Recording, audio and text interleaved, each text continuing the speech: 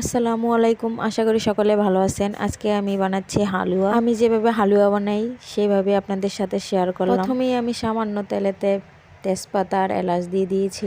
ওগুলোর সাথে আমি সুজিটাও দিয়ে ভালো করে ভেজে নিচ্ছি, একটু লাল লাল ব্রাউন কালার করে ভাজবো, যেন হালুয়ার কালারটা একটু সুন্দর আসে। আপনারা কে কে আমার মতো হালুয়া খেতে পছন্দ করেন কমেন্টে জানাবেন। একটু ব্রাউন কালার হয়ে গেলে আমি এর মধ্যে চিনি অ্যাড করে দিচ্ছি। চিনিটাও আমি এখন সুজিটার সাথে ভেজে নিব। যতক্ষণ না পর্যন্ত চিনিটা গলে যাচ্ছে ততক্ষণ আমি একটু ভেজে নিব ভালোভাবে। হালুয়া কিন্তু রুটি বা পরোটার সাথে খেতে হয়, কিন্তু আমি আজকে এমনিই খাবো। আমি যেভাবে বানাচ্ছি সেভাবে হালুয়া খালি মুখেই খাওয়া যায়।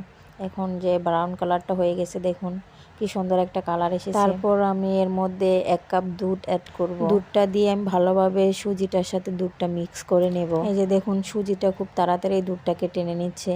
আমি মিষ্টি খাবারে একটু লবণ পছন্দ করি, তাই আমি লবণও দিয়ে দিই। আপনারা কে কে মিষ্টি খাবারে লবণ দেওয়া পছন্দ করেন কমেন্টে জানাবেন। এই যে দেখুন আমার হালুয়াটা প্রায় হয়ে এসেছে। যতক্ষণ না পর্যন্ত হালুয়াটা কড়াইয়ের গা থেকে ছেড়ে ছেড়ে না দিচ্ছে ততক্ষণ আমি ভালোভাবে জাল দিয়ে নিব। দেখুন কত সুন্দর একটা কালার এসেছে। হালুয়াটাও কড়াইয়ের গা ছেড়ে দিচ্ছে। দেখুন কি সুন্দরভাবে পরিষ্কার হয়ে উঠে এসেছে। আমার হালুয়া রান্না শেষ। এই যে দেখুন কত সুন্দর। এখন আমি খাবো।